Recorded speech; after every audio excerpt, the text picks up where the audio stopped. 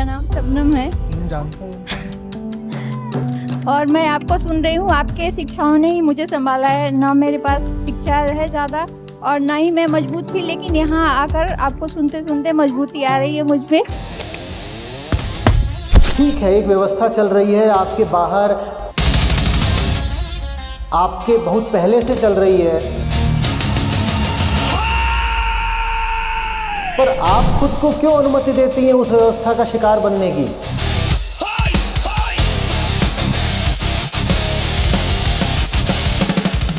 ले देकर के क्या बन जाते हो?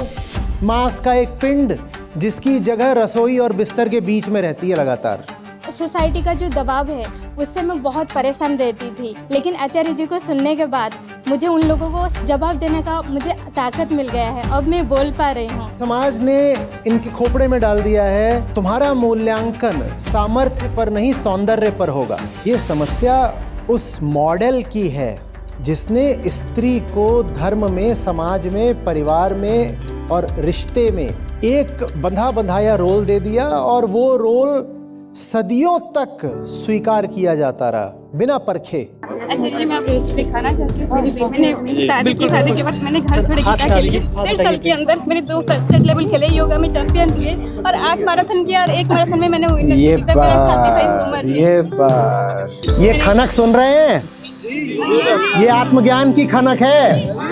कोई ज्ञान नहीं, कोई अनुभव नहीं, लेकिन उसके बाद भी एक श्रेष्ठता, एक अकड़ का भाव रहता है।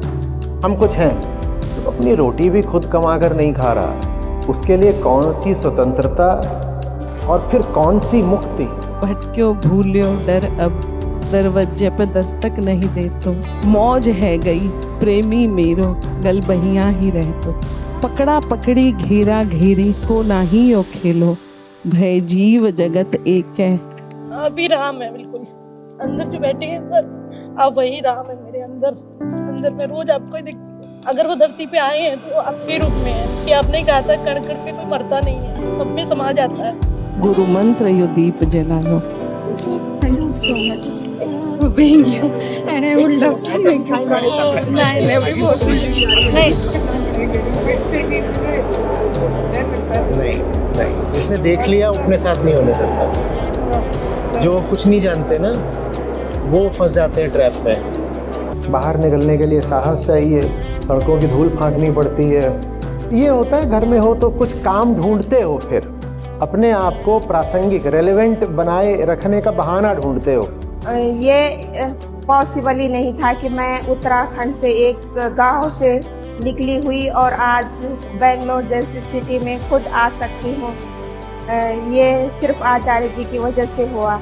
आचार्य जी ने हमें निडरता सिखाया है। मेरे भीतर का जो डर था वो बिल्कुल ही गायब हो गया। तो मैं सबसे कहूँगी कि आइए गीता सत्रों से जुड़िए। और मैंने अभी वर्क फ्रॉम होम जो है ज्वाइन किया। आचार्य जी ने हमें ये भी मौका दिया है गृहिणियों को। तो आप सभी का स्वागत है। गीता सत्रों में आइए, जुड़िए और अपनी जिंदगी बदलिए। नमस्ते आचार्य जी। हम ये आजकल देख रहे हैं कि महिलाओं में 2 वर्ग बट गए हैं, जिसमें एक है जो गृहिणी है और एक है जो बाहर जाकर कमा रही है। तो जो गृहिणी है, जैसे मैं अपनी माँ का ही एग्जांपल लूँ, तो वो ये कहती हैं कि हमने ज़िंदगी भर काम किया है और वो इसमें बहुत प्राइड भी लेती हैं। तो और मतलब एक कॉन्फिडेंस होता है। तो मैं ये जानना चाहती हूँ कि वो ऐसी किन चीज़ों को मिस आउट कर रही हैं जो वो औरतें जो बाहर जाकर कमा रही हैं। तो ऐसा उनके जीवन में ऐसा क्या है जो मिस हो रहा है? आप करती हैं काम? हाँ जी। आप बताइए। फ्रीडम कह सकते हैं, फाइनेंशियल फ्रीडम है। तो सबसे पहले तो खुलापन है जिंदगी में। तो सबसे पहले अपना पैसा अपने खाते में। हाँ जी। अपनी मर्जी, ठीक है। हाँ जी। और उसे फिर किस हिसाब से कहाँ लगाना है, उसके लिए जो एक समझ चाहिए। पब्लिक अपना खाता अपने खर्चे, अपना विवेक, ठीक है। Communication, public dealing. बाहर जाते हैं तो दुनिया में तरह तरह के लोग होते हैं, उनसे अपना आप देखते हो कि कैसे बाल बातचीत व्यवहार रखना है। जो लोग घर में ही रह जाते हैं वही घर के 4 लोग, और 4 लोग पड़ोस के, और 4 लोग नात रिश्तेदार। उनसे ही बात होती है, पुराने ही ढर्रे होते हैं, कोई नया व्यक्ति नहीं, कोई नया संदर्भ नहीं। और आप ही सब जानती हैं। और बताइए। डिसीजन मेकिंग बहुत स्ट्रांग हो जाती है अपने लाइफ आप के घर में रहते हैं तो आपको जो फैसले करने होते हैं वो एक सीमित दायरे के अंदर होते हैं। उसके बाहर की कोई आपके सामने स्थिति आती ही नहीं है तो आप फैसला क्या करोगे? आपको ये नहीं फैसले करने हैं कि कंपनी नए इन्वेस्टमेंट्स कहाँ करे, नए मार्केट्स कौन से तलाशे, किस सेगमेंट में क्या बात होनी चाहिए, क्या सर्विस, क्या प्रोडक्ट होना चाहिए, कैसे किसी भी माल की सप्लाई चेन लॉजिस्टिक्स तैयार करनी है। ये सब घर में बैठ करके आपको कहाँ करना है?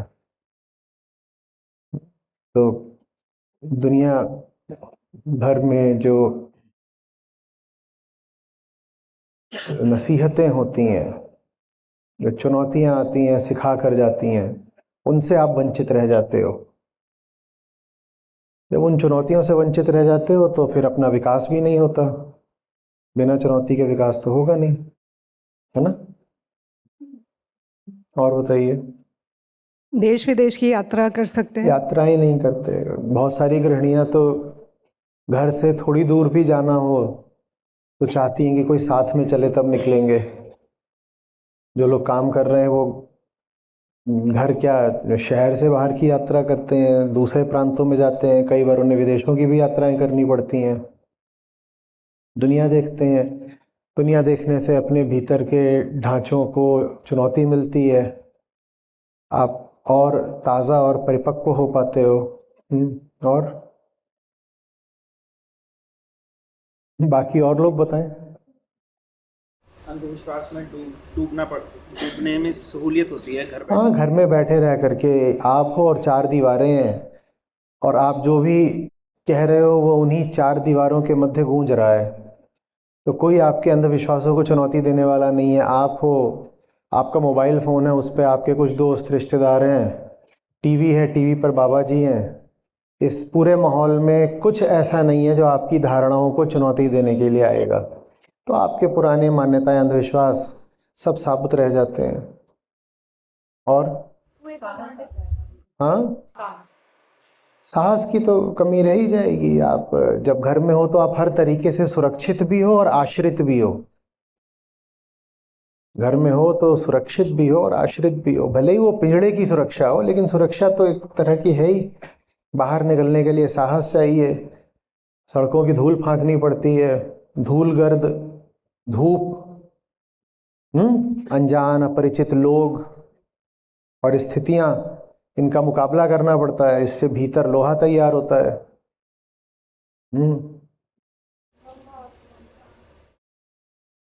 हाँ, वो ममता इसलिए भी बढ़ती है घर में बैठे बैठे क्योंकि वही चीज़ें जिनसे ममत्व है बस वही दिख रही हैं लगातार।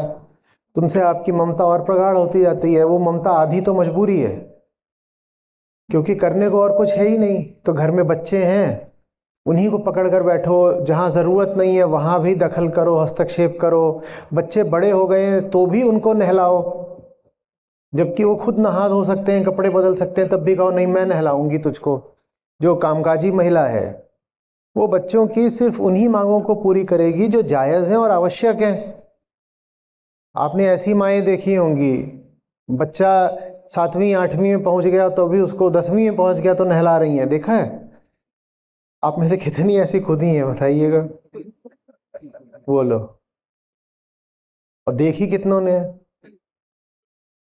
इतने बड़े बड़े बच्चे हो गए, उनको भी कह रही है मैं खिलाऊंगी नहीं तो खाएगा नहीं, मैं नहलाऊंगी नहीं तो नहाएगा नहीं, सुलाऊंगी नहीं तो सोएगा नहीं, जगाऊंगी जगेगा नहीं। जहां आपकी जरूरत नहीं है आप वहां भी ममता का वास्ता दे करके घुसे हुए हो। बच्चे का स्कूल बैग बना रही हैं। ये काम 5-6 साल के बच्चे तक तो समझ में आता है कि वो नहीं अपनी नोटबुक्स और चीज़ें रखेगा अपने बैग में, पर आप और बड़े बच्चे का बैग तैयार कर रहे हो। ये कहाँ कहाँ होता है? कौन कौन कर रहा है भाई? खड़े कर दो हाथ प्यार से। पिता भी करते हैं, आप लोग क्या मुस्कुरा रहे हो ऐसे? कि ऑफिस जाने से पहले इसका बैग तो तैयार कर दूं, और उसके अब आ रही हैं मूछें धीरे धीरे, और बाप बैठ के उसका बैग तैयार कर रहे हैं। कहाँ कहाँ होता है? हाँ चलो, कुछ ईमानदार हाथ उठे। ये होता है घर में हो तो कुछ काम ढूंढते हो, फिर अपने आप को प्रासंगिक रेलेवेंट बनाए रखने का बहाना ढूंढते हो, और फिर दुहाई देते हो, देखो मैं इतनी ज़रूरी हूँ, मैं ये सब काम करती हूँ, मैं ये सब काम नहीं करूँगी तो ये काम कौन करेगा? तुम जो काम कर रही हो सब गैर ज़रूरी काम है। तुम जो काम कर रही हो उसमें से 70% काम वो हैं जिन्हें करने की कोई ज़रूरत ही नहीं, या वो काम ऐसे हैं जिन्हें तुम नहीं करोगे तो कोई और कर लेगा, किसी तरह से हो ही जाएंगे। पर उन कामों का नाम लेकर, उन कामों का बहाना बनाकर आप घर में घुसे रहोगे, बाहर निकलोगे नहीं, बाहर कोई संघर्ष नहीं करोगे, कोई चुनौती नहीं उठाओगे, और कहानी सुना दोगे कि नर और नारी जीवन की गाड़ी 2 पहिए होते हैं, एक पहिया बाहर की तरफ जाता है, एक पहिया घर में रहता है, मैं भी तो जिम्मेदारी का काम कर रही हूँ। ये कहानी किसने सुनाई? ये कहानी किसने सुनाई तुमको?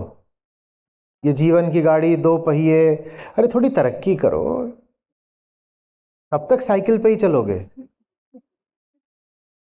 कहानी को भी तो आगे बढ़ाओ, 4 पहिए आए हैं, फिर 2 पंख आए, और दोनों पंख आकाश में उड़ के दिखाएं। कब तक बाइसिकल का ही पहिया बनी रहोगी, और उसमें भी गंदी कहानी की एक पहिया बाहर जाएगा, एक पहिया घर में रहेगा। ये कौन सी साइकिल है भाई?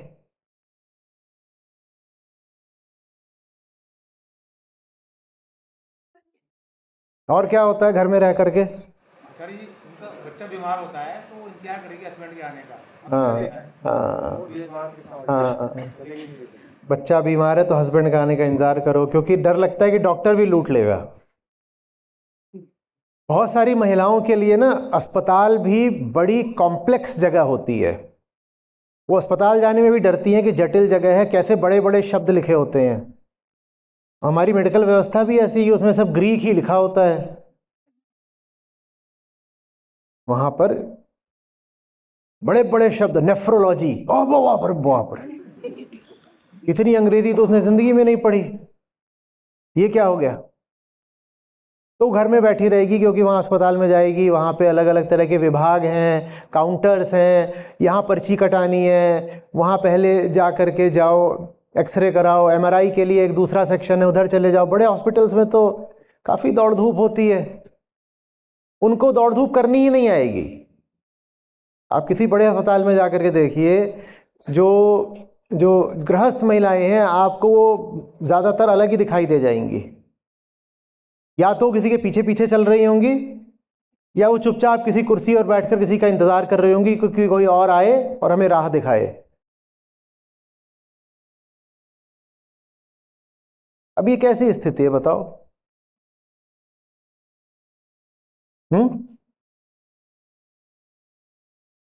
और असली वैल्यू का पता लगता है वहां वो जाती नहीं है। ये तो बिल्कुल एकदम पोल खोल दी। हाँ, ये काम क्या अहंकार हर तरीके से नहीं करता, या एक ही लिंग की बात है? हर व्यक्ति अपनी कंफर्ट जोन में रहता है ना, हर तरीके से। क्यों? बहुत सारे लोग उदाहरण के लिए सत्रों में नहीं आते, क्योंकि यहां आकर क्या होगा? पोल खुल जाती है। मैं कुछ न भी कहूं कि उठिए बात करिए, बैठने बैठने में पोल खुल जाती है। घर में हो तो कुछ भी बोल लो अपने आप को, वो गृह मंत्री बोलती हैं अपने आप को, भट फालतू में अपने आप को नवाजे पड़ी हैं। मेरे वो प्राइम मिनिस्टर हैं और मैं उनकी होम मिनिस्टर हूं। वो देखो, वो होम में रहता है तो होम मिनिस्टर की सारी पोल जानता है। शाबाश बेटा। किसके साथ हो? मम्मी के, पापा के?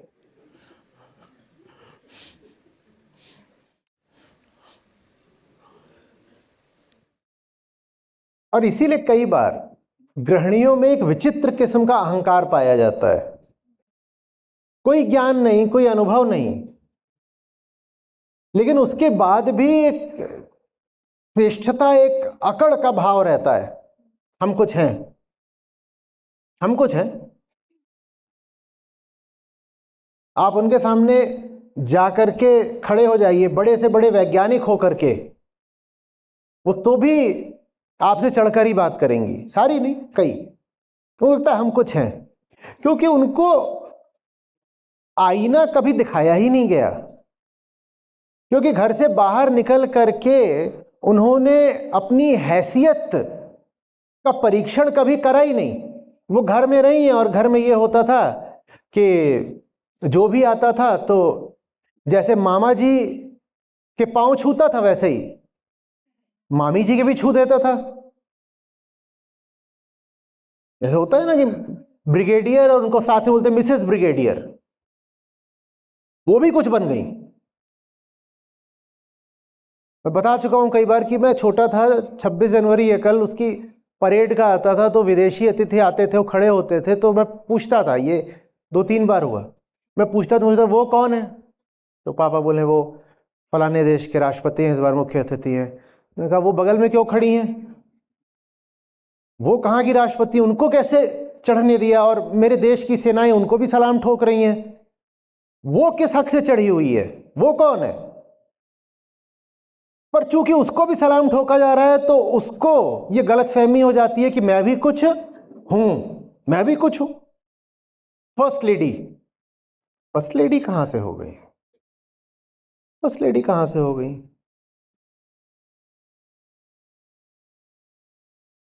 ये अनअर्न्ड रिस्पेक्ट है जो घर बैठे बैठे मिल जाती है। लोकधर्म भी इस तरह की इज्जत दे देता है।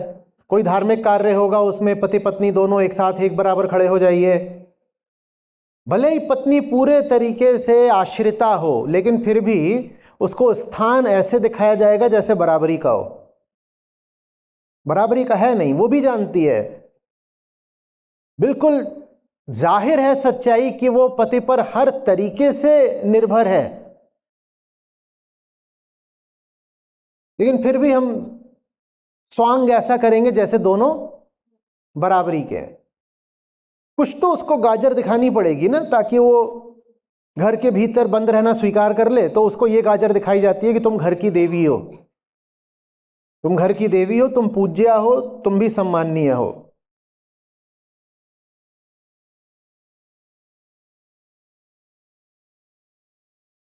वो मान भी जाती है, क्योंकि अब सुख सुविधा तो मिल ही रहे हैं और बाहर संघर्ष तो है ही। आप कामकाजी महिला का चेहरा देखेंगे और अगर संपन्न घर से है महिला, हाउसवाइफ, उसका चेहरा, तो आप तत्काल बता देंगे कि अंतर है। कामकाजी महिला आमतौर पे आपको सीधी सादी दिखेगी, उसको सजने संवरने का बहुत वक्त भी नहीं होगा और जगह भी नहीं है। आप ऑफिस में बहुत सज संवर के नहीं जा सकते, जाना चाहिए भी नहीं। ऑफिस में जो लोग अच्छे पदों पर भी काम करती हैं, वो भी आप देखेंगे साधारण पोशाकों में ही जाती हैं, वो नहीं बहुत सजती संवरती, क्योंकि वो अपने काम पर ध्यान देना चाहती हैं। वो ये नहीं चाहते कि कोई उनकी ओर आए, उनका चेहरा और उनका रूप शरीर देख करके। यही आप जब जो महिला घर पे होती, अब इसके अपवाद हो सकते हैं, कोई ये ना कहे कि नहीं ऐसा तो बिल्कुल भी नहीं है, मिसेस यादव मेरे बगल में रहती हैं, वो तो बहुत काम करती हैं, तो बिल्कुल नहीं सजती संवरती।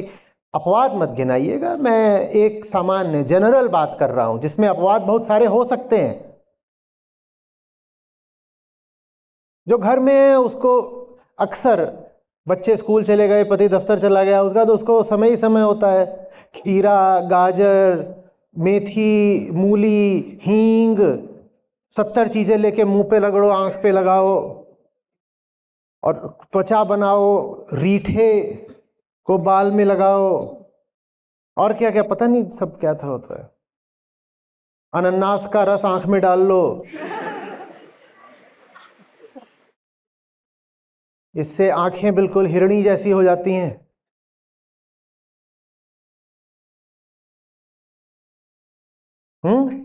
अर्बन क्लैप भी होने लगा, उसमें क्या होता है? अर्बन क्लैप से अच्छा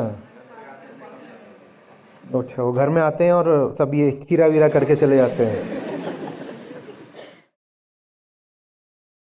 मुंह पर वो पकौड़े वाला क्या होता है, बेसन मल लिया है।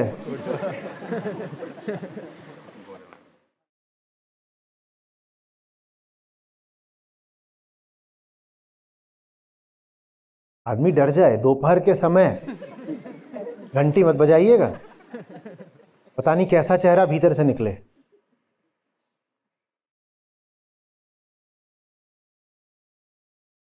ये सब है। अब अर्बन क्लैप आ रहा है, वो ये कर रहा है, वो वहां पे उसी समय दोपहर में वो क्या कर रही है, ऑफिस में वो काम कर रही है, जूझ रही है, बॉस का प्रेशर है, जितने मातहत है उनको संभालना है, काम देखना है, वो अपने लैपटॉप से जूझ रही है, उधर क्लाइंट फोन कर रहा है, बहुत सारी बातें हो सकती हैं। और ये घर में बैठ के क्या कर रही है?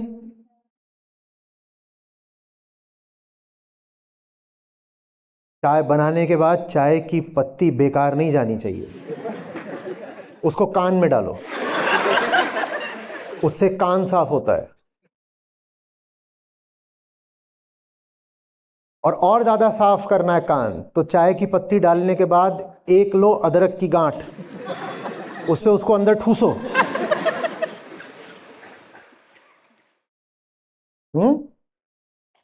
कुछ गलत मैंने नुस्खा बताया? नाक में इसका पति घर में आने का टाइम होता है ना, तब सच के सवार के तैयार है। हाँ, कह रही हैं कि जब पति घर आने का टाइम होता है तब ये सब अपना हींग, अदरक, खीरा सब हटा हुटू के सज सवर के तैयार हो जाती है। मेरे तो देखिए इस सब चीज के लिए बड़ा गंदा नाम है, अब बोलूं क्या? और पहले का समय था जब इतना पैसा नहीं था, मध्यम वर्ग का मतलब होता था आज का निम्न मध्यम वर्ग। तब तो फिर भी होता था कि घर में चक्की चल रही है, डाल के अनाज उसमें से आटा बना रहे हैं, बहुत काम होता था। खाना बनाना भी खुद है, बर्तन भी खुद साफ करने, 100 काम होते थे घर के, जिसमें मेहनत वाले काम भी शामिल होते थे। गांव में खासकर सब्जी कौन खरीदने आता था? सब्जी भी अपने ही आसपास आदमी उगाता था, और वहां पे वो अपने जाकर सब्जियां भी फिर देख रही हैं। ठीक है, उधर होगा खेत, पर जो घर के पीछे पूरी छोटी सी, उसके वो खुद ही काम कर रही हैं। क्यारी में पानी भी आना चाहिए, वो अपना वो तब आप कह भी सकते हो कि काम था। अब आज के समय पे आपने बता दिया, बताइए, अर्बन क्लैप आकर के कंपी कर जाता है घर में। और भी कंपनीज हैं, यस मैडम नाम से, उसका नाम ही है यस मैडम, यस मैडम। तो अब तो क्या है, मैं बात कर रहा हूं जो अपर मिडिल क्लास हो गया, वो क्या है? आप दोपहर के समय किसी भी शॉपिंग मॉल में चले जाइए, किसी भी शॉपिंग मॉल में, वहां 80% महिलाएं मिलेंगी। आप किसी रेस्टोरेंट में चले जाइए, वहां पर बड़े बड़े टेबल ऐसे जुड़े हुए होंगे, उस पर 10-10, 20-20 बैठी होंगी और वो कुछ खेल रही होती हैं। हाँ, क्या है ये? और फिर आप कहोगे मैं तो लिबरल हूं, मैं इंटेलेक्चुअल हूं, दूसरे के पैसे पे ऐश करके। मैंने तो इंग्लिश ऑनर्स करा हुआ है, मैं पति से ज्यादा अच्छी इंग्लिश बोल लेती हूं, मैं इंग्लिश बोल बोल के उसको दबा देती हूं, कमा धमा के बोल आता है, और मैं इंग्लिश में पड़पड़ा करके उसको कहती हूँ नीचे ही रहे।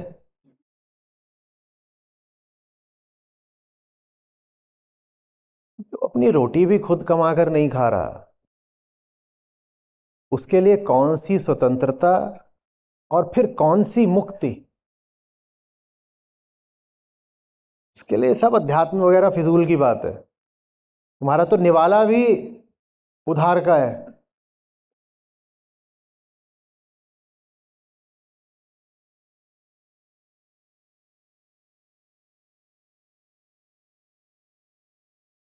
विशेष स्थितियों की बात दूसरी है। चलो अभी प्रसूति हुई है, बच्चा छोटा है, समझ में आता है। कोई नहीं कहेगा कि बच्चा 3 महीने का है तो तुम बाहर निकल करके काम करो। लेकिन बच्चा अब 4-5 साल का हो गया, उसके बाद भी बहाने बना रहे हो, तो ये क्या है। और अब तो वर्क फ्रॉम होम होता है। कोविड ने एक काम ये अच्छा करा है महिलाओं के लिए, वर्क फ्रॉम होम खूब फैल गया है। न जाने कितनी नौकरियां होती हैं जिसमें आप ठीक है घर पे रहिए, बच्चा छोटा है और घर से काम करिए।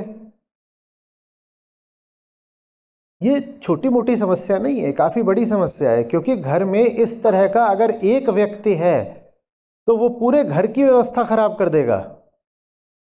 और अगर पूरे समाज में ऐसे ही ऐसे घर घर हैं तो पूरा समाज खराब हो जा रहा है।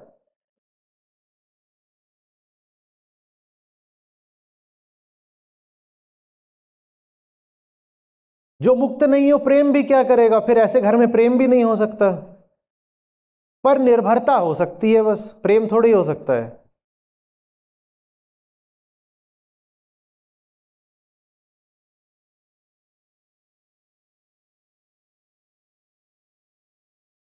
किसी ने मुझे पर निर्भरता में क्या होता है, किसी ने मुझे बड़ा बढ़िया एक भेजा, अभी सुनाता हूं। मेरा फोन है किसी के पास?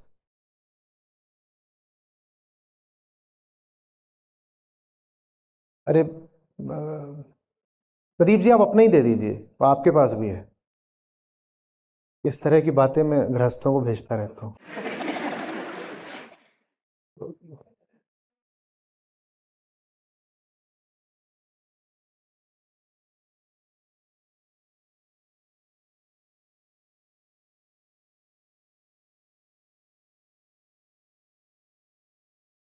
इसमें सर्च करो टीना।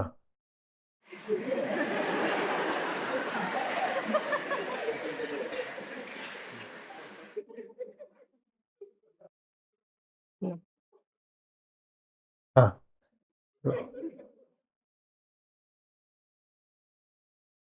सुनिएगा।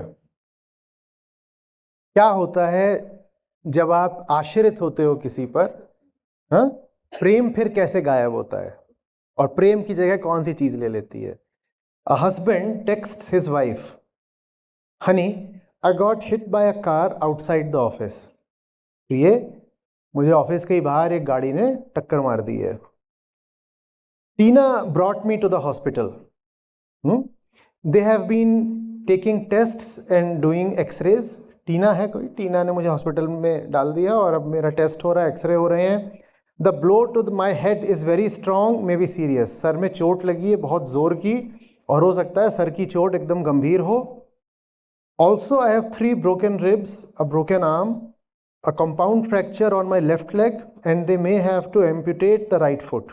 इतना ही नहीं है, सर में तो चोट लगी ही लगी है, 3 पसलियां टूट गई हैं, एक हाथ टूट गया है, ये जो बाईं टांग है इसमें कंपाउंड फ्रैक्चर है और ये जो दाहिनी टांग है ये तो शायद काटनी ही पड़ेगी, एम्पुटेशन होगा।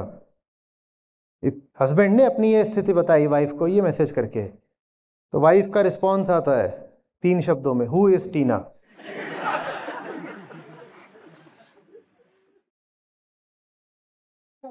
हु इज टीना।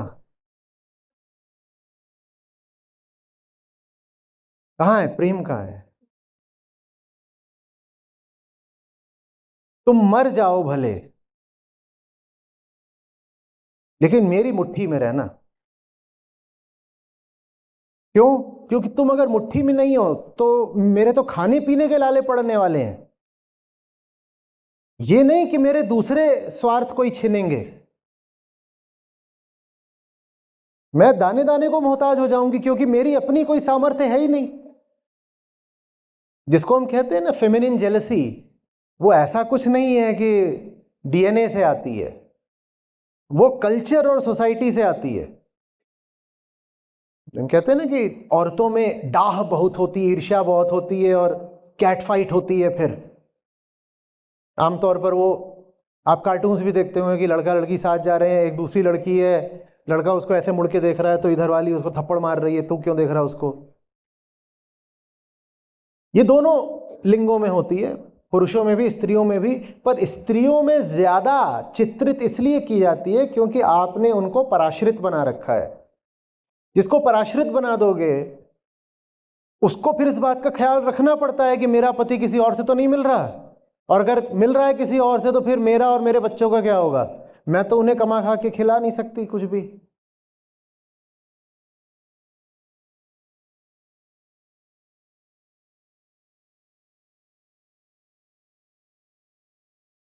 मरता हो तो तू मर जाए, पीना नहीं होनी चाहिए, भले तू मर जा, पीना नहीं।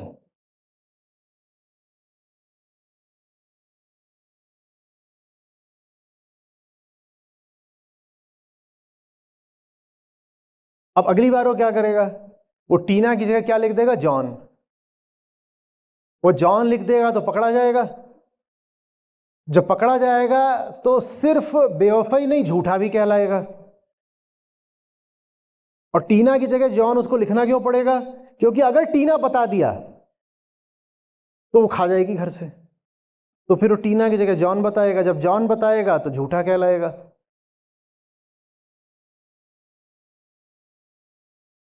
मैं एक तरफ की बात कर रहा हूं, दूसरी तरफ से भी ऐसा ही होता है।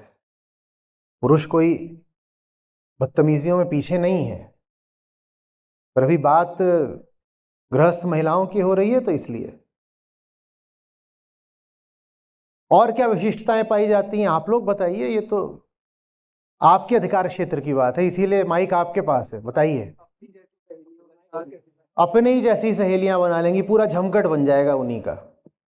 इको चेम्बर, व्हाट्सएप ग्रुप भी बना लेंगी, अपने ही जैसी सब इकट्ठा कर लेंगी 8-10, और निंदा खूब करेंगी। किसकी निंदा खास तौर पे करेंगी, काम करने वाली महिलाओं की निंदा करेंगी खूब। यार बेकार काम थोड़ी करने जाती, नैन मटक्का करने जाते छिनार।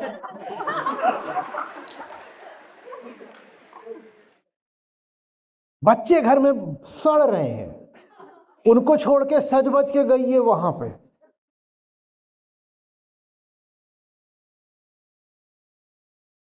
घर में थोड़ी मिलेंगे सब पराए मर्द, इसलिए जाती है।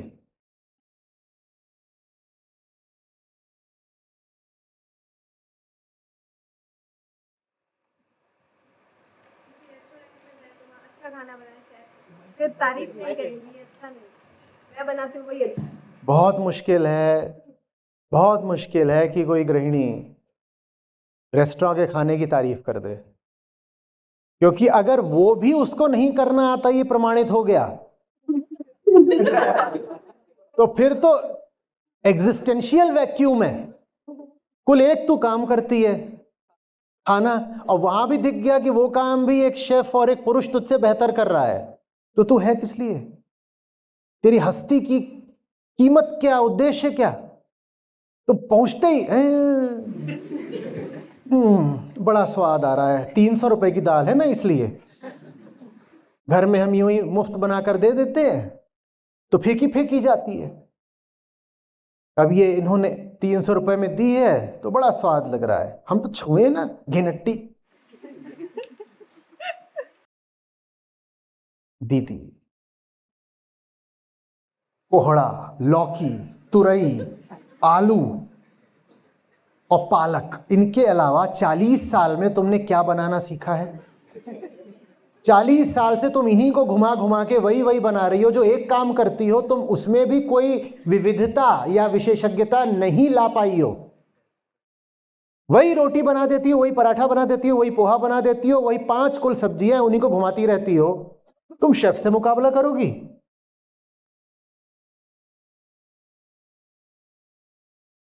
तुम तो कलिनरी एक्सपर्ट भी नहीं बन पाई, खाना ही बनाती हो, तो कम से कम तुमने 8-10 तरह का खाना बनाना सीखा हो, तभी तुमसे बोलते बना दो मैक्सिकन, तो हाँ।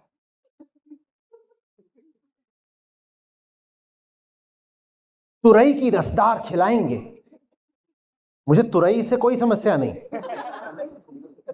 एक्चुअली है।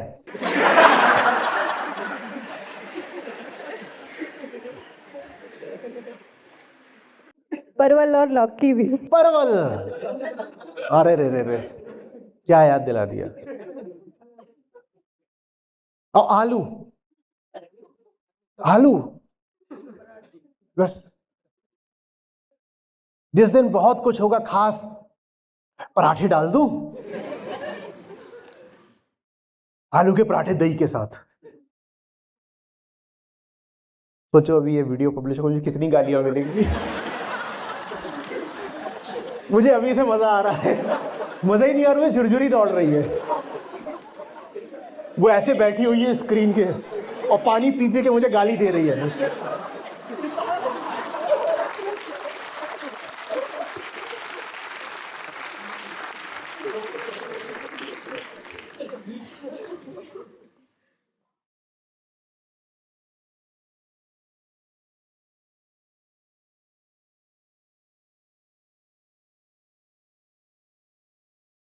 अगर ये बोलें कि तुम कमज़ोर रह रही हो, तुम नाजुक हो रही हो घर रह करके, तो उस पे नाराज हो जाएंगी, गुस्सा आएंगी, बहुत तो ज्यादा है ही। जुन्नाएंगी। वो है ही।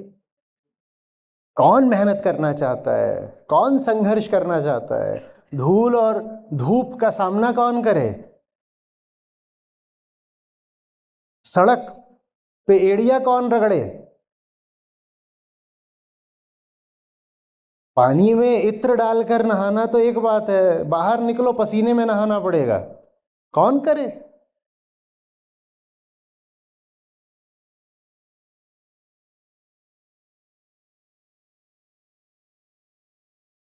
पर निर्भरता में प्राइड आने लगा है। उन्हें ये लगता ही नहीं कि इसमें कोई प्रॉब्लम है, उन्हें लगता है कि ये सब मेरा ही है। यहाँ आने से पहले आने से पहले मेरे घर में मेरी लड़ाई हुई है, इसी बारे में डिस्कशन करके आया हूँ खूब। और इसके जिम्मेदार आप हो। आपने ही कुछ कोमल मधुर खुशबूदार पलों में उनको ये एहसास, बल्कि वादा, प्रिय ये सब तुम्हारा ही तो है, ताकि हम कमाते तुम्हारे लिए ही तो हैं। तुम मेरे दिल की रानी और घर की परी हो। उसने यकीन कर लिया तुम पे। She took you literally।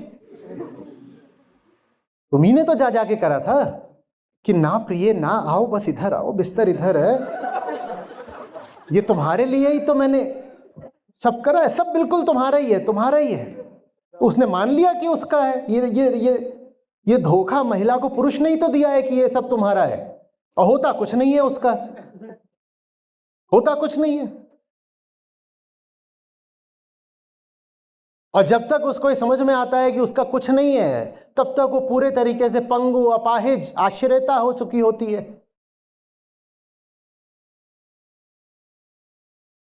आप एक बार 35-40 पार कर गई और पाती हैं कि आप आश्रिता हैं, उसके बाद आप क्या कर लेंगी? तो उसके बाद बस यही होता है कि अब एक नाटक में प्रवेश कर गए, उस नाटक को करे जाओ।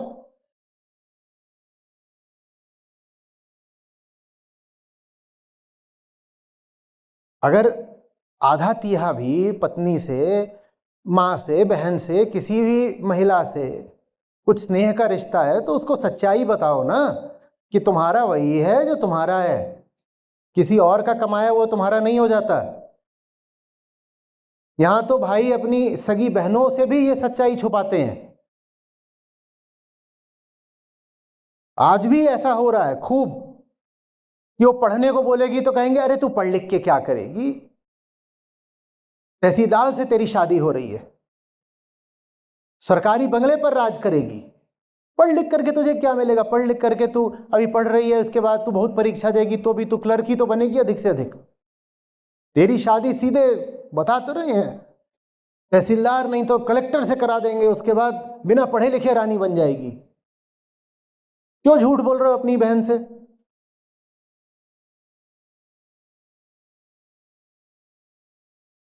विशेषकर हमारे देश में महिलाएं बहुत साइकोसिस का शिकार है।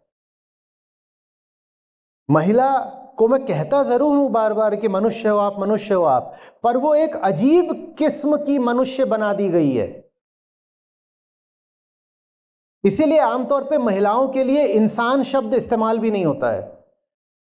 मैं प्रमाणित कर सकता हूं, मैं आपसे कहूं एक इंसान की यहां छवि बनाइए तो 80% संभावना है कि आप किसी पुरुष की बनाएंगे। मैं कह दूं, यहां अगर एक इंसान का चित्र बनाइए 80% आप पुरुष का ही चित्र बनाएंगे, क्योंकि महिला अपने आप में एक विशिष्ट श्रेणी बन गई है, स्पेशल कैटेगरी। वो इंसान नहीं है, वो इंसान से कुछ हटकर बन गई है हमारी संस्कृति में। जैसे होमोसेपियंस ना हो, कुछ और हो। जो बातें किसी भी इंसान पर, किसी पुरुष पर लागू होनी चाहिए, ज्यादातर वो बातें महिला पर भी लागू होनी चाहिए, पर उस पर लागू होती ही नहीं है। और जो कुछ महिला पर लागू होता है वो पुरुष पर लागू कर दो तो गुस्सा आ जाएगा।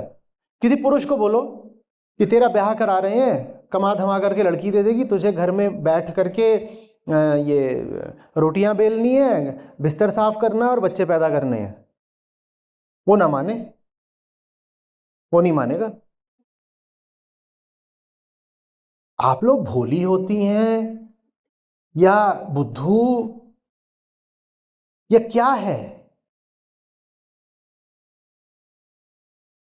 ठीक है, एक व्यवस्था चल रही है आपके बाहर, आपके बहुत पहले से चल रही है, पर आप खुद को क्यों अनुमति देती हैं उस व्यवस्था का शिकार बनने की?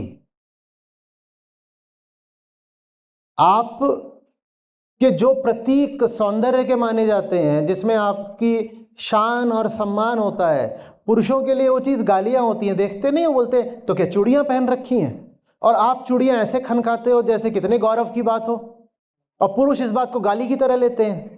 जो उनके लिए गाली है वो आपके लिए गौरव कैसे हो गया?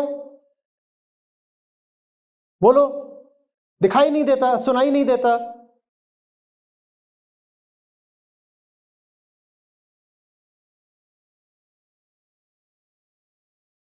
स्कूल में टीचर्स भी होंगी, लड़कों के थोड़े बाल बढ़ जाएं तो अगर ऐसे पकड़ेंगे, कहेंगी कल बाल कटा के आना। छोटी छोटी बच्चियां हैं, वो बाल बढ़ा के जा रही हैं, क्यों? क्या कर रहे हो तुम? क्यों उनको फेमिनिन स्टीरियोटाइप में दीक्षित कर रहे हो?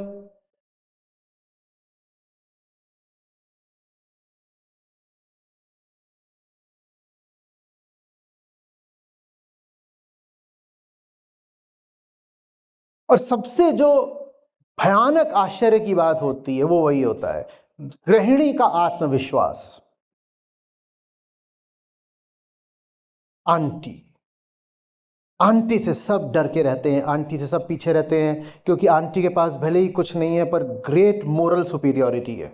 आंटी ऐसे आएगी और कहेगी तुम ये तुम ये तुम।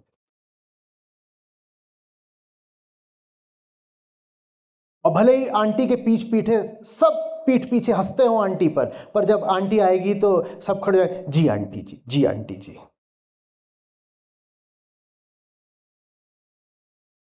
और भीतर ही भीतर आंटी भी अपनी सीमाएं जानती हैं। आंटी को पता है कि छोटे मोटे काम बोल दो, दूसरे लोग कर भी देंगे, तुम्हारी छोटी मोटी बातें दूसरे लोग मान भी लेंगे। तो आंटी बड़ी बात खुद ही कभी नहीं बोलती, क्योंकि पता है मानी नहीं जाएगी।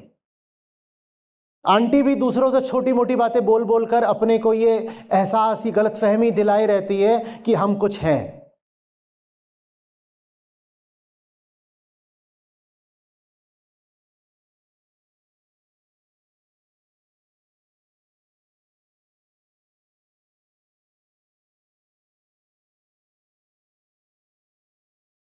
और आंटी के बच्चों को बड़ा मजा आता है आंटी को आंटी बनाए रखने में। आजकल एक टर्म चल रही है, मम्मी समाज, कि मम्मियां तो ऐसी होती ही हैं, मम्मियां तो ऐसी होती ही हैं, मम्मियां ऐसी होती हैं, तुमने बना डाला उनको। इनोसेंस ही नहीं, कई तरीके की सम्मानजनक पदवियां उसको दी जाती हैं कि मां का प्यार, मां की महानता, मां का बलिदान। मां की जिंदगी बर्बाद करके इसको तुम मां की महानता बोल रहे हो, मां की कुर्बानी बोल रहे हो। मां की जिंदगी तुम खुद खा गए। और स्वांग ऐसे करते हो जैसे मां की ना कोई अपनी जिंदगी है, ना मां की कामनाएं हैं।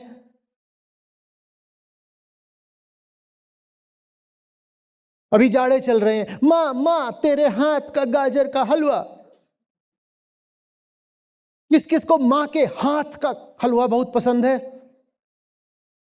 हाँ, यही मां की कुल क्वालिफिकेशन है, मां के हाथ का हलवा। ये मां के हाथ का हलवा क्या चीज होती है?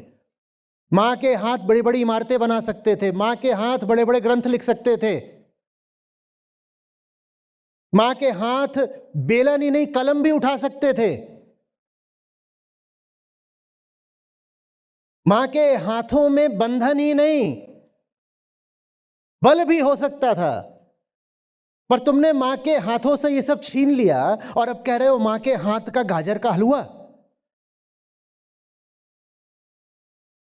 और इस बात को बहुत क्यूटनेस के साथ, मिठास के साथ परोसा जाता है। मेरी माँ तो इतनी क्यूट है, और माँ भी बिल्कुल इठलाती हुई है। मेरा राहुल अपने 4 लफंगे लेके आ गया, अब मैं जा रही हूं इनके लिए गाजर का हलवा बनाने। हैं माँ को भी लगता है कि जिंदगी कुछ सार्थकता मिली, राहुल और उसके 4 लफंगों के लिए हलवा बनाऊंगी अब।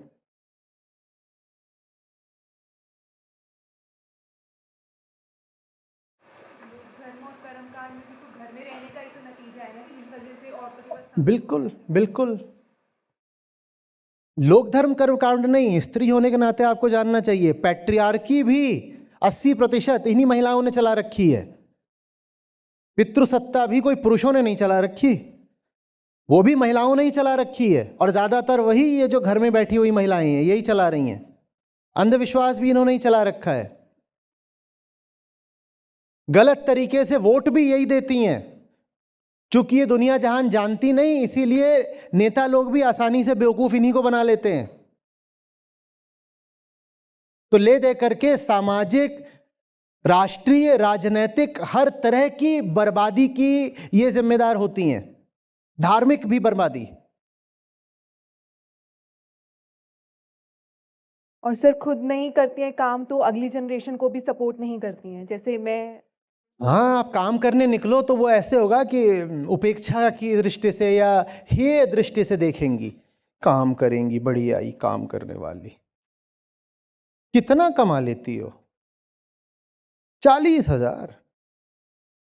हमारे ये तो लाख पाते हैं और 2-3 लाख नीचे से। तुम क्या पाती हो दीदी? तुम्हारे ये नीचे से ऊपर से जो भी पाते हैं, तुम क्या पाती हो? और जो काम करने वाली लड़की है उसको ताना मार रही हो कि तू 20,000 40,000 ही कमाती है, तुम क्या कमाती हो? पर समाज ने इनके खोपड़े में डाल दिया है कि तुम्हारा मूल्यांकन सामर्थ्य पर नहीं सौंदर्य पर होगा। तो सामर्थ्य को तो कोई वेटेज ही नहीं है। सुंदर दिखती रहूं, उपयोगी बनी रहूं, जो मुझे परंपरागत कर्तव्य बता दिए गए हैं उनका पालन करती रहूं, बस यही उनका काम है।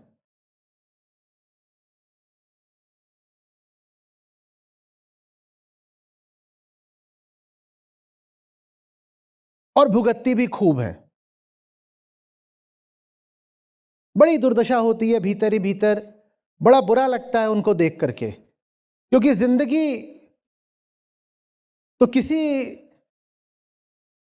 के पक्ष में नहीं खड़ी है। जिंदगी तो बेरहमी से तुम्हें तुम्हारी असलियत और औकात दिखाई देती है ना। जिंदगी जब दिखाती है असलियत, बड़ी गहरी चोट देती है। और फिर उस समय पर जो दीदी की हालत होती है देख के बड़ा बुरा भी लगता है। सर मैं वही, जैसे अभी आपने कहा गाजर का हलवा, तो माँ को बड़ी प्राइड होती है कि देखो मैंने अपने बच्चे के लिए गाजर का हलवा बनाया। लेकिन जब वो माँ बीमार होती है और वो कहती है मुझे कहीं छोड़ आओ डॉक्टर के पास, और फिर वो वही बच्चा जिसने गाजर का हलवा बनवाया होता है वो कहते थे नहीं मम्मी मेरे पास तो समय नहीं है, तब वो जो माँ रोती है। लेकिन उसमें भी वो ये नहीं समझती कि मैंने ही इनको संस्कार ऐसे दिए, परवरिश ऐसी दी। देखो दुनिया सामर्थ्य की पूजा करती है। मैं सम्मान भी उसको दूंगा जिससे कुछ सीखने लायक हो। ज़्यादातर महिलाओं की हालत ये है कि 5वीं 6ठी के बाद वो अपने बच्चों का होमवर्क भी ना करा पाए। हाँ या ना? क्योंकि उनको खुद उनके बाप ने कभी ठीक से पढ़ाया नहीं था। वो यूं ही कहीं गांव कस्बे से इधर उधर छोटी मोटी जगह से कुछ BA BSc करके किसी तरह से ब्याह दी गई थी। बहुत सारे तो कॉलेज अभी भी ऐसे ही चल रहे हैं जिसमें कॉलेज जाना भी नहीं पड़ता, ऐसे ही ग्रेजुएशन की डिग्री आ जाती है, और जब तक ग्रेजुएशन की डिग्री आई कई बार उससे पहले ही उसका ब्याह हो गया। वो क्या जानती है, कुछ नहीं। 5वीं तक तो किसी तरह फिर भी उसने अपने बच्चे को पढ़ा दिया। 6ठी से तो उसे अपने बच्चे की किताबें भी समझ में आनी बंद हो जाती हैं। बच्चा भी ये बात देख रहा है। बताओ बच्चा कैसे इज्जत करेगा माँ की? बच्चे को भी ये दिख रहा है कि मेरी 6ठी की, 7वीं की, 8वीं की किताबें भी ये माँ को नहीं समझ में आती। अभी मैं माँ से साइंस का, गणित का कोई सवाल पूछ लूँ, माँ को नहीं पता। माँ से इतिहास का कोई तथ्य पूछ लूँ, माँ को नहीं पता। बाप को हो सकता है फिर भी पता हो, माँ को नहीं पता। बच्चा क्या सम्मान करेगा माँ का? वो भी तब तक माँ से जुड़ा रहता है जब तक माँ उसको नहला रही है, धुला रही है, माँ गाजर का हलवा खिला रही है। जब दाढ़ी मूंछ आ जाती है, कॉलेज पहुंच जाता है, तो उसके लिए भी माँ डिस्पोजेबल वस्तु हो जाती है। वो काहे के लिए? माँ को देख रहा है, माँ ने कुछ नहीं जानती। माँ को मोबाइल चलाना तक नहीं आता ठीक से। वो क्या इज्जत करेगा माँ की?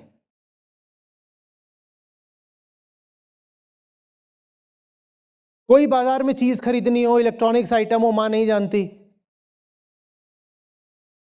एआई दूर की बात है, बहुत सारी गृहिणियां गूगल न कर पाए ठीक से।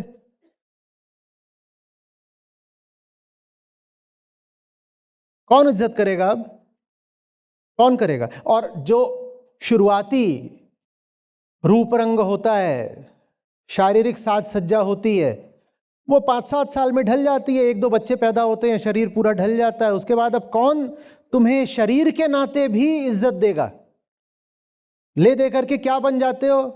मांस का एक पिंड जिसकी जगह रसोई और बिस्तर के बीच में रहती है लगातार, जिसकी कोई इज्जत नहीं दुनिया में, जमाने में।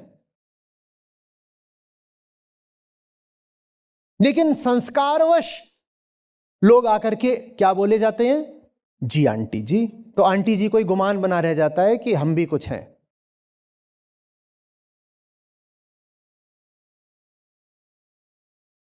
अपने अपने बेटे को सिखाएंगी कि तेरे लिए भी ऐसी ही ढूंढ के देंगे। अपने बेटे में भी उम्मीद जगाएंगी, तेरे लिए भी ऐसी ही ढूंढ के देंगे। हाँ, वो अगर बेटा उन पर छोड़ दे तो उनका झुकाव, उनकी प्रेफरेंस अपनी ही जैसी किसी की रहती है। क्योंकि उनसे ऊंची अगर घर में बहू आ गई तो बहू के सामने तुच्छ हो जाएंगी। तो बहू भी खोजती है जो उन्हीं के जैसी हो, बल्कि और निरक्षर हो। अपनी लड़की के बचपन से ही पर काटेगी और उसको सिखाएगी कि ये तेरा घर नहीं है, ये तेरे भाई का घर है। तेरे भाई का घर है। मैंने एक माँ को उसकी बेटी को बोलते देखा है। बेटी छोटी है, अभी 5वीं 6ठी में है, थोड़ी मोटी हो रही है बेटी। जानते किन शब्दों में बेटी को डांट रही है? बोलती, कौन भैंस बांधेगा अपने घर? सिर्फ यही नहीं कहा कि तुम भैंस हो। समस्या यह है कि अगर तू भैंस हो गई तो कौन तुझे अपने घर बांधेगा? कौन भैंस बांधेगा अपने घर?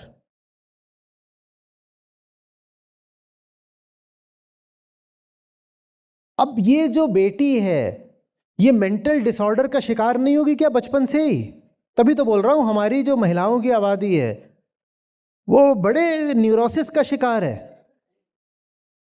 मानसिक तौर पर महिला का बीमार होना ज्यादा संभावित होता है, क्योंकि ये हमारा समाज, ये संस्कृति ऐसे हैं कि महिला बहुत आसानी से मानसिक रूप से अस्वस्थ हो जाती है।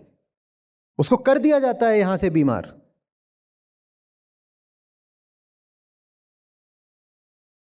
एक हमारे प्रोफेसर थे, कंसल्टेंट, तो वो जैसे ही किसी फीमेल को देखते थे दूर से, वो बहुत घबराई हुई सी लगती थी, तो सीधा बोलते थे anxiety neurosis disorder, like enter करते ही। हाँ, तो वो होता है, बिल्कुल होता है।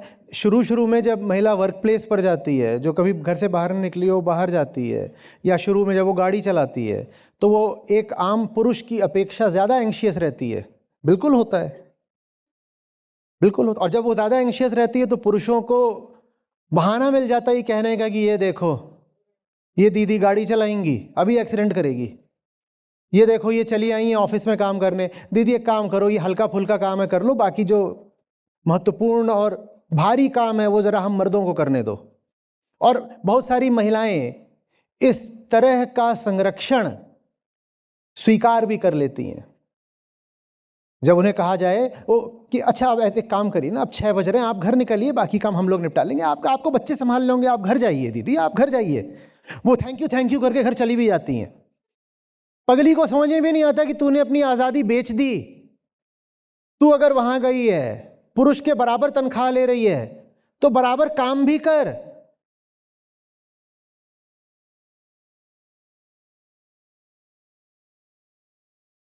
एक और आचार्य जी आता है कि हाथ उठा के बोला करिए मुझे। हाँ कि बुक्स में जब मैं पढ़ाती हूँ बच्चों को तो मैं देखती हूँ वहाँ पे महिलाओं को एक किचन के उसमें ही दिखाया जाता है। हाँ। और कोई भी सेंटेंस होता है कि महिलाएं घर में काम कर रही हैं तो फिर वो दिखाया जाता है कि वो फुटबॉल खेल रहा है तो फिर वो कोई लड़का होगा, और डॉल से खेल रही है तो फिर वो एक लड़की होगी।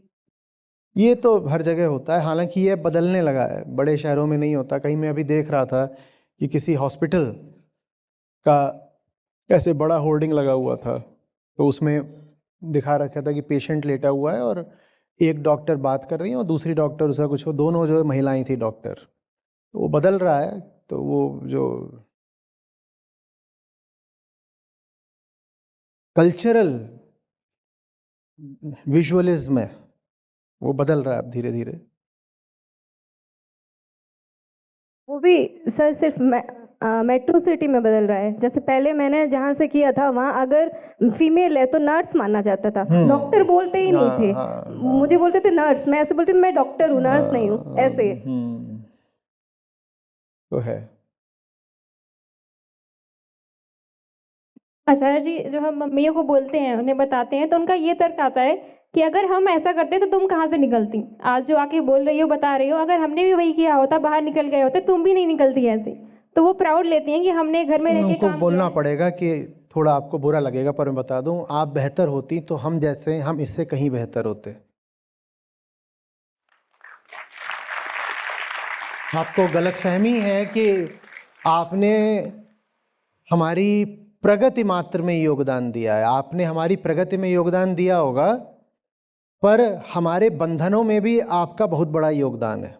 आप बेहतर होती तो हमारे पास बंधन कम होते। हमें आगे बढ़ाने में आपका कुछ योगदान होगा, पर हमें रोके रहने में और हमें पीछे ढकेलने में भी आपका बहुत बड़ा योगदान है। क्यों? क्योंकि आप खुद बंधी हुई हैं, क्योंकि आप खुद पिछड़ी हुई हैं। आप बंधी ना होती, आप पिछड़ी ना होती, तो हम बेहतर होते।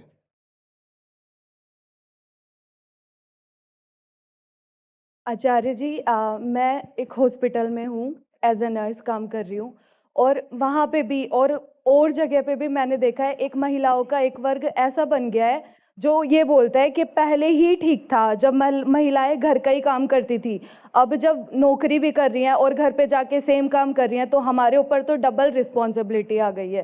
हाँ, तो अपना कोर पकड़े पकड़े बाहर बाहर बदलोगे तो यही होगा। कोर पकड़ रखा है कि घर में जो मेरा रोल है और घर में जो मेरा स्थान है वो तो पारंपरिक ही रहे, उसके साथ साथ एडिशनली अतिरिक्त तौर पर मैं बाहर ऑफिस में भी जॉब कर लूंगी, तो फिर तो यही होगा अहंकार। ऐसे ही तो काम करता है कि भीतर से अपने आप को नहीं बदलना चाहता, बाहर अपने आप में कुछ जोड़ लेना चाहता है। वही काम गृहिणी कर रही है कि घर के भीतर जो चल रहा था वो तो वैसे ही रहेगा, उसमें बाहर से ऑफिस और जोड़ लिया। भाई, प्रगति का मतलब होता है घर के अंदर भी जो चल रहा है वो ऐसे नहीं चल सकता जैसे चला है, और अगर वैसे ही चलाओगे तो फिर तो अब बाहर का भी काम करो और फिर घर आकर के बर्तन भी साफ करो और कपड़े भी करो और ये सब भी करो, और पति भले ही तुमसे आधा कमाता हो, ऊपर जाकर के उसको चाय पिलाओ।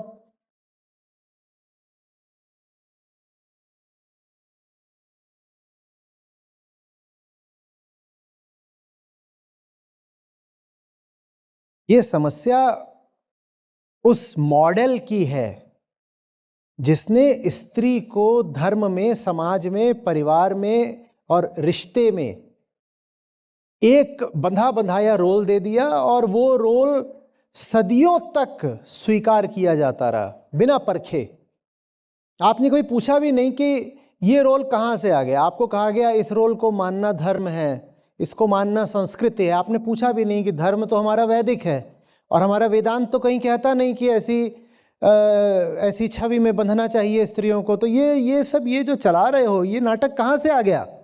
आपने कभी इतिहास में आके देखा भी नहीं कि ये जो नाटक है ये एक तरह की साजिश है जो करी गई थी, और वो साजिश जब करी गई तो करी गई, 1000 साल बीत गए, आज भी वो यथावत है। ये तो गजब बात है। आचार्य जी, ये भी बोला जाता है कि अगर हम नहीं होते तो सब बिखर जाता, हमने तुम लोगों को बांध के रखा है। मत बांधो। और ये भी एक बार छोड़ के देखो, दोबारा दिखाई नहीं देंगे। बस हाथ जोड़ रहे हैं तुम्हारे, मत बांधो। ये कौन सा प्रेम है जो बांध कर रखता है? ये क्यों जबरदस्ती अपने आप को श्रेय दिया जा रहा है कि मैं घर में गोंद की तरह हूं, मैंने सबको चिपका के रखा है। इंसान गोंद बन जाए, ये कोई गौरव की बात है? पर यही सब बोल बोल के स्त्री को महिमा मंडित किया गया है। वो घर के पहिए की धुरी होती है, वो फेविकॉल का जोड़ होती है, वो इंसान होती है, उसे जीने दो, गोंद नहीं है वो। तर्क ये देती हैं कि सीता मैया तब लक्ष्मण रेखा पार करके गई थी तो उनका भी अपहरण हो गया था ना, तो हम तो अपनी लक्ष्मण रेखा के अंदर ही सही हैं। उनके पति का नाम राम था।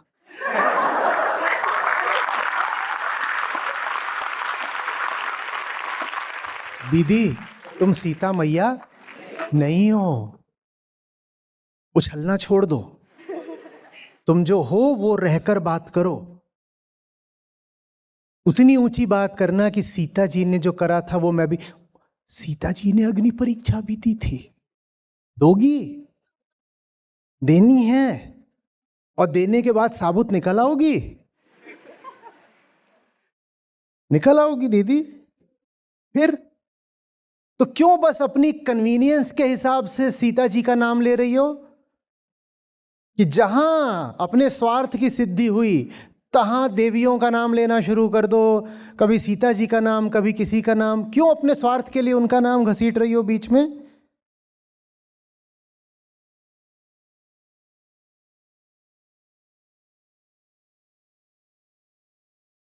सीता तो मालूम है ना कहा क्या जाता है, पैदा कैसे हुई थी? सीता शब्द का अर्थ पता है क्या होता है? हल।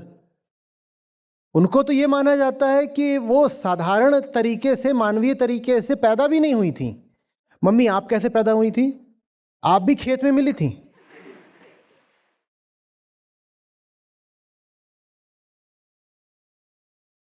तो मान्यताओं को बीच में ला करके अपनी दुर्दशा को वाजिब ठहराने की कोशिश मत करो, ये बेईमानी है।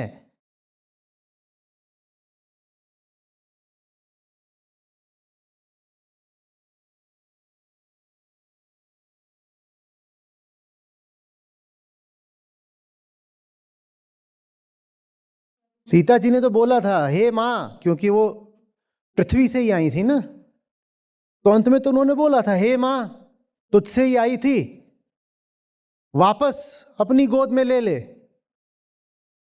तो कथा है कि पृथ्वी में दरार खुलती है बड़ी और सीता जी उसमें समा जाती हैं। मम्मी से बोलो, मम्मी एक आध बार आप थोड़ा सा डेमो देना, आप भी थोड़ा सा समाना, भले नहीं बस दरार लाके ही दिखा दो। नाम ले रही हो इतना बड़ा, सीता जी का नाम ले रही हो। प्रणाम आचार्य जी, मैं पहली बार आई हूँ गीता सत्र से जुड़े हुए, मेरे को 1 महीना ही हुआ है। और मेरा सवाल ये है, जैसे कि कुछ लड़कियों को अब आजकल बाहर भेज देते हैं पढ़ने के लिए, गांव से या फिर छोटे शहर से, लेकिन जब वो बाहर पढ़ने जा रही हैं और जैसे उनकी शादी की बात तो वो लोग ही तय करेंगे, जैसे कोई बड़ा रिश्ता आता है तो वो सारी चीज़ भूल जाते हैं बिल्कुल कि ये पढ़ भी रही है, एक अच्छी मतलब जॉब भी कर सकती है। फिर वो सारी चीज़ भूल जाएंगे कि इसकी भी कुछ लाइफ है, मतलब उसकी पूरी आज़ादी पे उनका कंट्रोल होगा। पढ़ने तो भेज दिया। बड़ा रिश्ता माने क्या होता है? मतलब उनके अकॉर्डिंग बड़ा रिश्ता, बड़ा माने पोस्ट पर लड़का है, अच्छी प्रॉपर्टी है। तो क्या क्या करेगी वो? उसमें दौड़ेगी?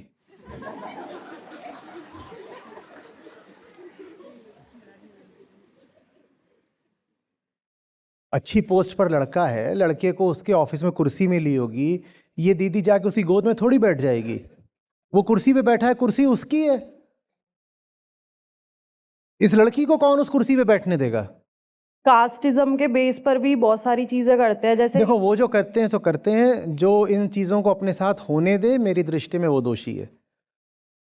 5 साल के नहीं हो, 8 साल के भी नहीं हो, पढ़े लिखे हो, जवान हो, अपने साथ ये होने दे रहे हो तो जिम्मेदार तुम हो।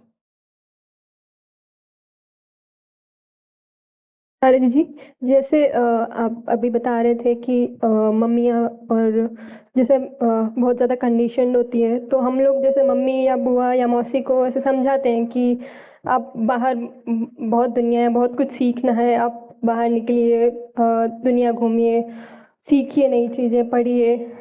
तो वो इतन कुछ चीज़ों में एग्री भी करते हैं, पर उनमें एक डर सा होता है, या अपनी जो अब हो गया, हमारी बीत गई जिंदगी, तुम लोग करो जो करना है, हमको बहुत ना बताओ। अरे रे रे, ये मुआ गठिया, अब ये मर के ही मानेगा। लाना रे पानी लाना, क्या बताए आज क्या है रे, आज हींग के पराठे बनेंगे।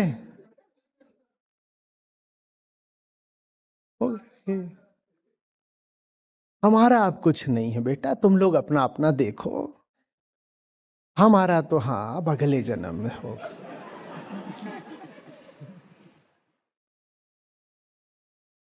तो दीदी, आपकी मनोकामना शीघ्र पूरी हो। जब इस जन्म से आपने सब उम्मीदें त्याग ही दी हैं, तो आप नई शुरुआत करें फिर। मालूम है झूठ है, ये सब पोस्चरिंग है, भीतरी और बाहरी मेहनत और सच्चाई से बचने का नाटक है।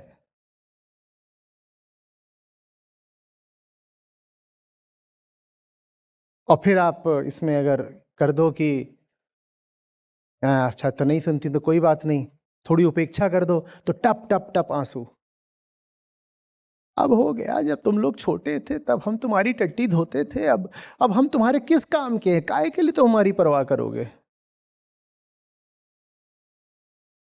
अब क्या है, ठीक है, जाओ अपना अपना रास्ता देखो। हमारा यही उद्देश्य था, तुम लोगों को खिला पिला के बड़ा कर दिया, तुम्हारी सेवा कर दी।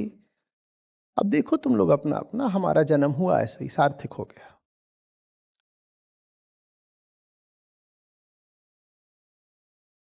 अरे जब यही होता है, पहले से पता है यही होता है, तो पता है ना स्क्रिप्ट है, काहे के लिए उसमें फंसे रहते हो।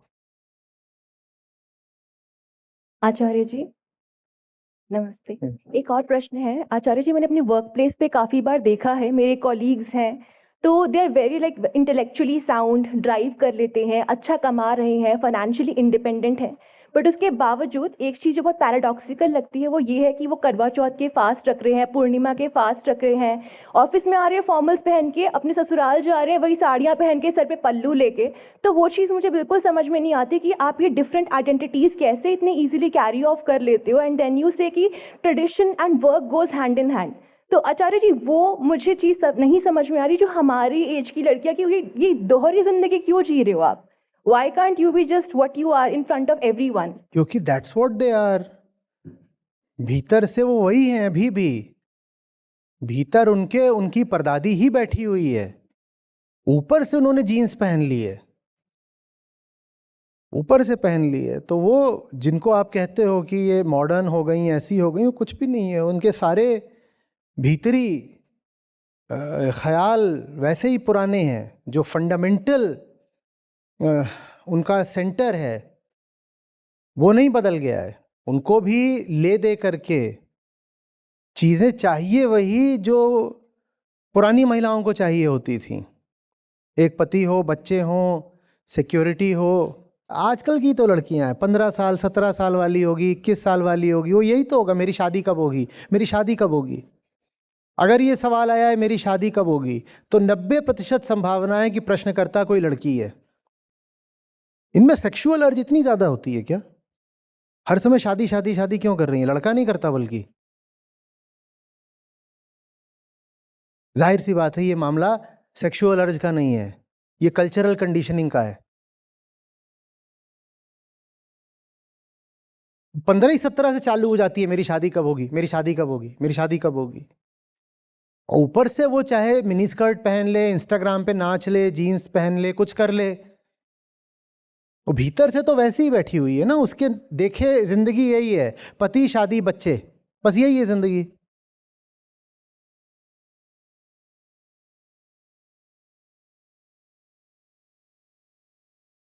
आचार्य जी, इसमें एक चीज़ और देखी है कि जो हमसे थोड़ी सी बड़ी महिलाएं हैं, जो जिन्होंने काम करना शुरू कर दिया, वो ये ताने मारती हैं कि हमने तो काम भी किया, घर भी संभाला, तुम लोगों में ऐसा क्या है कि तुम सिर्फ काम ही कर सकते हो, घर नहीं नहीं, संभाल जिन्होंने काम भी किया, घर भी संभाला, उन्होंने कोई बहुत अच्छा ऊंचा काम नहीं किया होगा, नहीं किया होगा। कोई साधारण सी सरकारी नौकरी वगैरह हो सकती है जिसमें बंधा बंधाया समय है, गए वापस आ गए 5 बजे, उतना कर दिया होगा। या स्कूल में कोई कर दी होगी जिसमें 2-3 बजे घर वापस आ जाती होंगी। जी, टीचिंग। हाँ, ये तो करा जा सकता है, लेकिन कोई भी रिगरस काम करके आप ये नहीं कह सकते कि मैं बिल्कुल जो घर में ट्रेडिशनल गृहिणी की जिम्मेदारियां हैं मैंने वो भी चलाई हैं सारी, और साथ में मैं एक कॉरपोरेट परफॉर्मर भी हूं। नहीं हो सकता,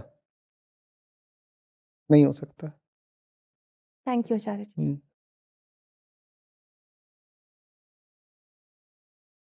बहुत मामलों में तो महिलाएं ही होती हैं, उन्हें खुद अपनी हस्ती पसंद नहीं होती, वो खुद नहीं चाहती कि उनके घर लड़की पैदा हो। वो खुद एक महिला के एक बेटा होगा, एक बेटी होगी, महिला खुद बेटे के पक्ष में भेद करेगी।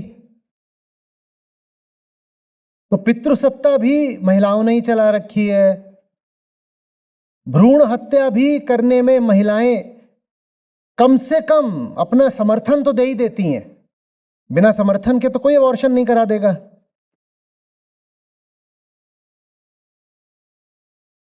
वो चिल्ला पड़े, भाग जाए, कुछ करे, पुरजोर विरोध करे तो कैसे कोई कर लेगा? नहीं होता, पहले फीमेल का कंसेंट चाहिए। देखिए, भारत को बहुत आगे बढ़ाना तब तक संभव नहीं हो पाएगा जब तक हमारी ये आधी आबादी इसी तरह से न्यूरोटिक रहेगी। आज महिला पर बाहरी बंधन नहीं है, उसका बंधन भीतरी है, बीमारी मानसिक हो चुकी है। ऐसे में कहाँ से आप कहोगे कि राष्ट्र प्रगति कर जाएगा? आप आंकड़े ढूंढिएगा कि चाइना की वर्कफोर्स में महिलाएं कितनी हैं, भारत में कितनी हैं। उसी से आपको एस्टिमेट ये भी निकल आएगा कि चाइना के जीडीपी में महिलाओं का कितना योगदान है, भारत में कितना है। फिर आप कहते हो कि हमें दुनिया के अग्रणी देशों का मुकाबला करना है, कैसे कर लोगे? वहाँ महिलाएं भी काम करती हैं, वहाँ आधी आबादी घर में नहीं बैठी हुई है, इसलिए वो देश आगे निकला है। जो देश अपनी आधी आबादी को घर पे बैठा देगा वो आगे कैसे निकलेगा?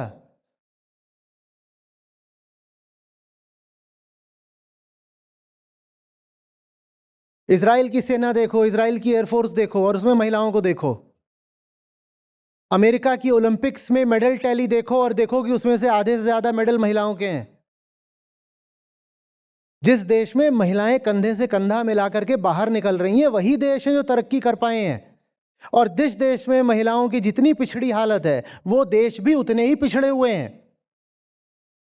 देखो ये सब जो थियोक्रेसीज हैं इनका क्या हाल है।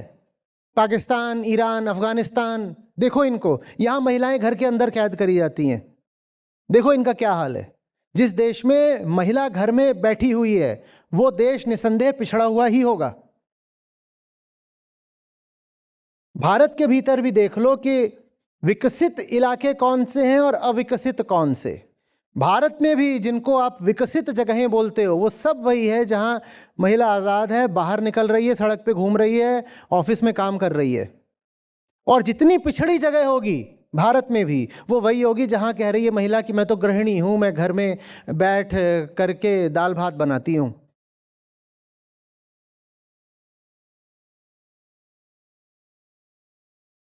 अगर ये भी कहते हो कि देश से प्यार है तो देश से प्यार की ही खातिर महिला को उसकी पूरी संभावना हासिल करने दो। गाजर का हलवा कुछ नहीं होता,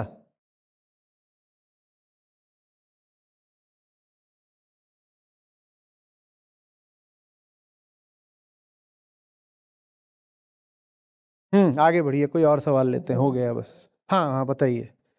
अच्छा हाँ। आचार्य जी, अभी आपने जो हमें बताया कि पितृसत्ता को बनाए रखने में स्त्रियों का बराबर का योगदान है, इसी संदर्भ में एक घटना याद आ रही है मुझे, जो अभी 2-3 हफ्ते पहले की है।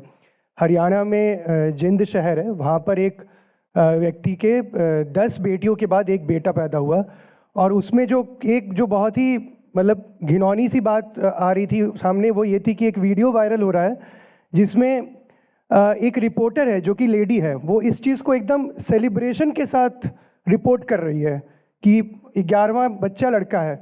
उसके बाद सेकंड उस वीडियो में किरदार है जो वो मदर है, वो भी कह रही है कि मुझे तो भरोसा नहीं हो रहा था। आचार्य जी, उसमें 3 किरदार हैं, एक तो रिपोर्टर है, लेडी है, वो एकदम खुशी के मारे दिखा रही है कि 11वां बच्चा लड़का हुआ है।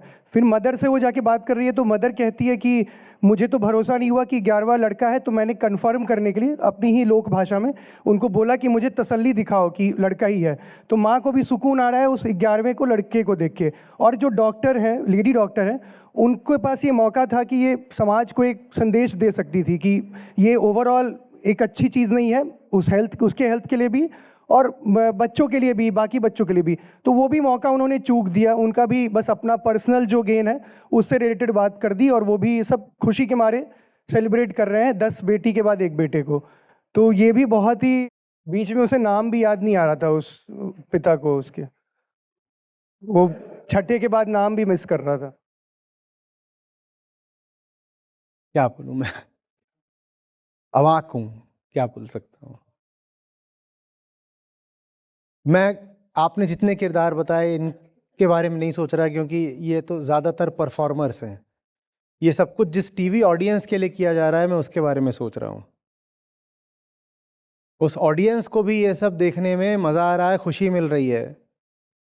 तो ये कहानी किसी एक घर की नहीं है, इसकी ऑडियंस बड़ी लंबी चौड़ी है। और ये तो इसलिए एक्सपोज हो रहा है क्योंकि 11वां था। अक्सर जो तीसरी चौथी, ये इसलिए एक्सपोज हो रहा है क्योंकि ये जो 10 थी इनकी भ्रूण हत्या नहीं कर दी गई। हाँ। नहीं तो अक्सर आप जिसको घर का तीसरा या चौथा बच्चा समझते हैं, वो 7वां या 8वां होता है। बिल्कुल। आप अगर इस पर करेंगे, बहुत पहले 20 साल पहले का सर्वे, आज का नहीं, कि शायद 3/4 भारतीय घरों में जो सबसे छोटा बच्चा होता है वो लड़का होता है। 3/4 या शायद उससे भी ज्यादा, जो घर का सबसे छोटा बच्चा होता है वो लड़का होता है। जो इस ओर इशारा करता है कि शायद लड़की तब तक मारी जाती है जब तक अंततः लड़का ना पैदा हो जाए, और फिर जब वो पैदा हो जाता है तो फिर पैदा करने का कार्यक्रम माँ बाप रोक देते हैं। तो आप जिसको कहते भी हो ना कि 4 बच्चे हैं, 3 बहनों के बाद चौथा भाई पैदा हुआ, वो शायद 3 बहनों के बाद नहीं, वो 6 बहनों के बाद पैदा हुआ है। पर शोर इसलिए नहीं मच रहा क्योंकि वो 3 हैं वो दिखाई नहीं दे रही। 3 बहनें दिखाई दे रही हैं, 3 दिखाई नहीं दे रही, तो इसलिए पता नहीं चल रहा है कि ये 7वां बच्चा है।